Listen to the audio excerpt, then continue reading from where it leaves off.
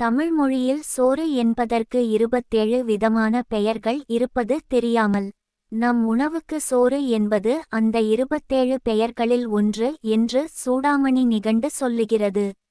இனி பெயர்கள் அகர வரிசையில்: 1 அசனம், 2 அடிசில், 3 அமலை, 4 அயினி, 5 அன்னம், 6 உண்டி, 7 உணா, 8 ஊன், 9 ஓதனம், 10 கூழ், 11 சரு, 12 சொன்றி, 13 சோறு, 14 துற்று, 15 பதம், 16 பாத்து, 17 பாலிதம், 18 பூகா, 19 புழுக்கல், 20 பூன்கம், 21 பொம்மல், 22 போனகம், 23 மடை, 24 மிசை, 25 மிதவை, 26 மூரல், 27 வல்ச்சி.